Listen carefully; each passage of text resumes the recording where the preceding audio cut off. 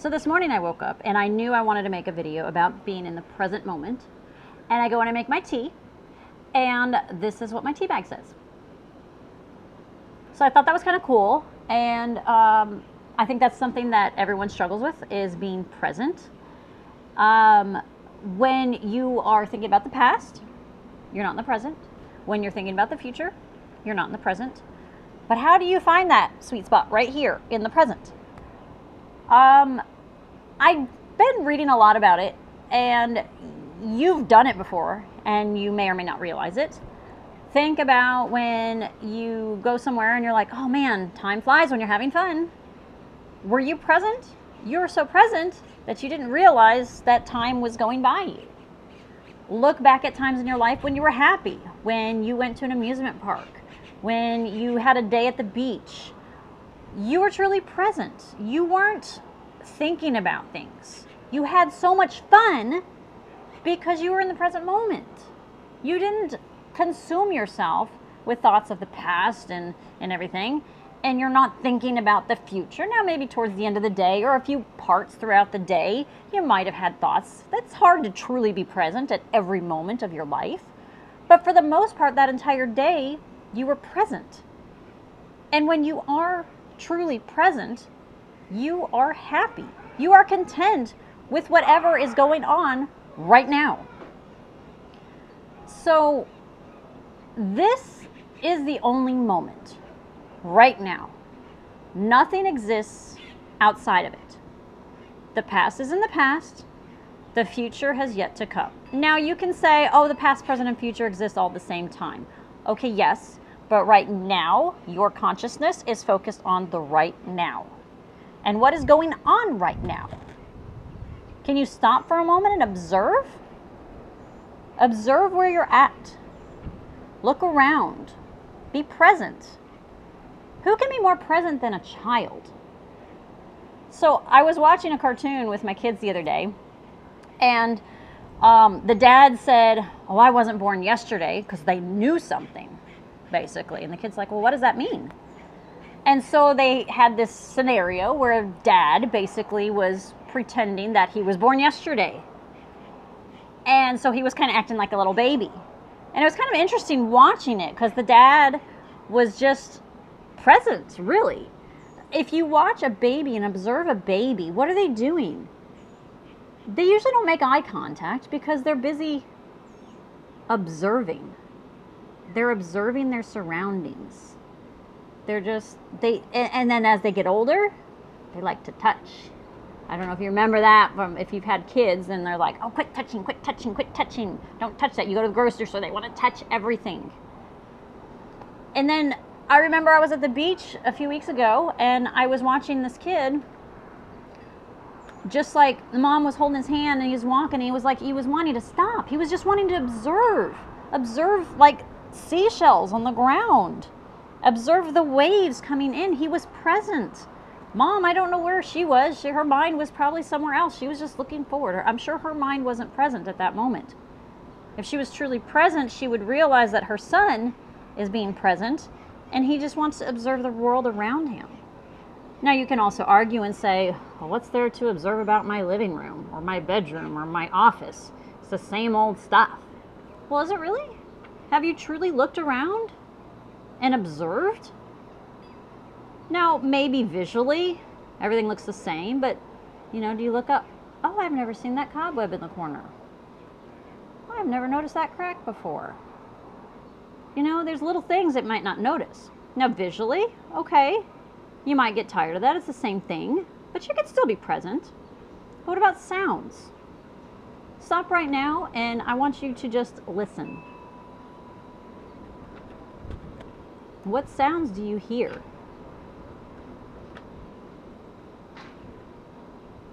I'm doing that right now, and I actually realized that I was present. My mind wasn't thinking of something else. I was truly being present. I was using my senses. How often do you really use your senses? Are you truly using your senses, or are you in your mind all the time? Seriously, think about that. If you're in your mind, are you using your senses? No. you're thinking about things in the past, thinking about the things in the future. Now, being in creative mode is okay. That is truly being present because you're thinking of things that you can create. And I really think that's what we're here for. We're here to experience and create things in life, not to dwell on the past. The future, yes, we want to look to it, but we don't want to fear it and focus our full attention on it. Because when you create, you can think of things that could do in the future. Or maybe it helps something that from the past. It's like a learning experience. It all works together. But you don't want to focus your mind being in the past and being in the future, because right now the present is all that exists. The past and the future do not exist. Only the present does. So observing sounds. What about touching? Children do that all the time. They're using their senses. Tasting. Do you ever taste your food? Oh yeah, sometimes you're like, oh man, that's really good. And sometimes you just, oh, this is so good. Are you truly using your sense of taste to taste your food? Or are you just kind of like, oh yeah, that tastes good, I'm gonna just keep eating it? Or do you sit there and chew it and savor every bite? Every chew, the texture, even feel the texture of it in your mouth.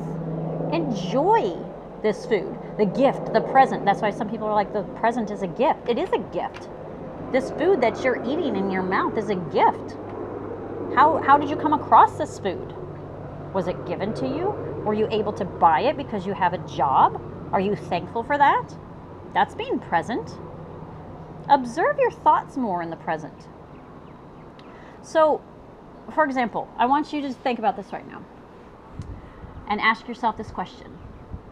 What am I lacking in this moment? Or am I at ease in this moment? So stop for a minute. Am I at ease in this moment? If you answered yes, great, you were present. If you answered no, what was it that caused you to not be at ease? Now they call disease. So do you have a disease and you are focusing on that? Oh, I have pain right now. Well, I can tell you that a year ago, that was me. I was my disease. That was my identity. I identified with my disease. It consumed every thought, everything that I did, even every piece of food I put in my mouth. Everything was my disease. Have you gone through a breakup? Is that what's consuming you? Are you at dis-ease? Are you not at ease because that thought is going through your mind? But that's because you were thinking of the past, or you're thinking about how can I fix that. You were not present. So what is the true root of why you answered the way you did about being at ease or not? You should try to do that more often and just pause for a moment and think, am I at ease? And if you're not, find out why. But don't get caught up in the, oh, well, that's just the way I've always been. Or this thing happened to me. That's the victim mentality. You know, everybody has things that happen to them. Don't focus on that. That's not being present. That's in the past. That's not right now. And yes, if you're in pain right now, I'm sorry, I've been there. I understand that. Overcome it. And understand, why does that bother you so much? Because I was getting to a point in my meditations to where I was like, you know what? If I'm still having this pain, but I'm happy, I don't care. I can deal with the pain. If I'm happy, I just want to be happy. I got to the point where I was like, I just want to be happy. I don't care about the pain. So if you're focused on the pain, that's going to be you. You're going to be pain. And you can say in the present, well, I have pain, but don't use that excuse. I've used that excuse. You have to learn to overcome that. And that's part of being present. And it's part of understanding yourself. And it does take a lot of practice. Nobody can be present all the time. Your mind wanders constantly. In my meditation, sometimes when my mind is all over the place, sometimes I just say to myself, present, present, be present, present. And if you just start saying something over and over in your head, it puts your attention more on that. Maybe just breathing, focusing your attention on breathing. You're not focusing your attention on thoughts. you're focusing your attention more on yourself, using your senses, not your mind, your senses. I have another exercise. This one actually comes from this wonderful book. You have got to read this book. Every person that I talk to loves this book. This is a book that I plan on reading over and over again. It's one of those where you want to highlight like every sentence in this book, because every sentence has something in it you just love and you want to learn and you want to keep. It's incredible. It's Power of Now by Eckhart Tolle, and he has a second book to this I have yet to read. But great, obviously, being present, being now. This exercise he has is close your eyes, and I want you to think, I wonder what my next thought will be, and just wait for it.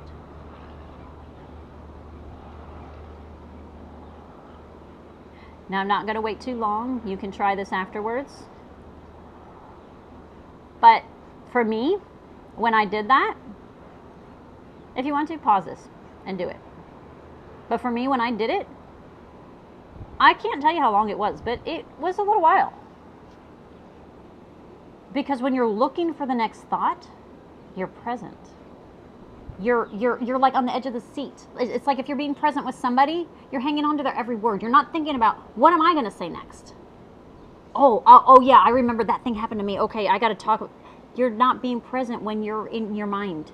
When you're on the edge of your seat, you're listening to every word that person has to say, you're present. Same thing with you. You can be present with yourself. What's my next thought going to be? And you're just like, I'm even trying to do it right now. It's like there's not a next thought. And when a thought does come to your mind, then reflect on it. Why did that thought come to your mind? Is it something that's really stressing you out? Is it something you're excited about? Reflect on that. It's another good exercise that you really should do. Now, earlier I was telling you about observing around your room, listening, observing the crack in the ceiling. But if that doesn't work for you, try looking at in between. The in between. The unknown. You see the known. You see that chair in front of you. You see the window. You see the wall. You hear the air conditioning running in the background. You hear the highway outside. Those are knowns. You're used to those. Even though you're like observing and you're like, oh, I already know all that. But what about the unknown? What about the silence between the noise? Listen to the silence between the noise. What exists there? What about the space that fills the air, the void? There's actually stuff there. It's energy. But observe it. You could close your eyes or you can look around. Just like look around. Don't observe. Like for me, I've got trees out behind me. So I can observe that tree over there. And I can observe that tree there. And that bush and the grass. And I can look at the sky. But I see the sky as a physical thing. But really, is the sky a physical thing? The sky is not something you can touch. You can't touch the sky. It really doesn't exist there. There's really nothingness up there. It's just air. But we observe it as an object, the sky. That's a noun. It's an object.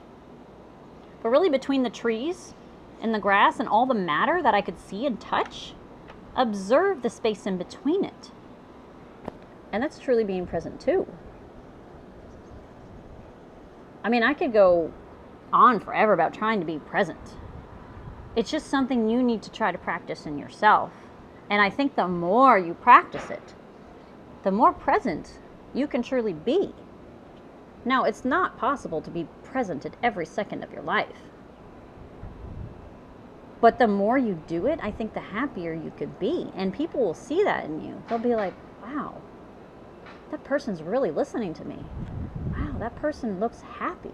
You can go around, you can go in public And you can observe. I used to love doing this as a kid, and I didn't realize why, but I still love doing it now. I guess you could say I got kids, so it's hard to be present when I got kids. I got to control. But going to the mall or somewhere and just observing people. I like watching them interact. I like watching them as they walk. And you can observe the way that they're feeling. You can tell when someone's up in their head. You really can. You can tell when people are stressed. The more you do this, the more you can really like feel people's emotions. You could almost probably tell what's going on in their head. I've noticed that. My intuition, my senses are just so much more heightened now, and I can observe people so much better now. And it's very interesting. And as you observe people too, and you feel like you are becoming a better version of yourself, you can observe these people and you can almost see like a version of yourself in them. And observing that, I guess you could say, is being present, because you kind of reflect on it like, wow, that was me. But before, you used to be that person that was like all up in your head. And now, that's not you. You're not. You're present now, and you're observing other people that way.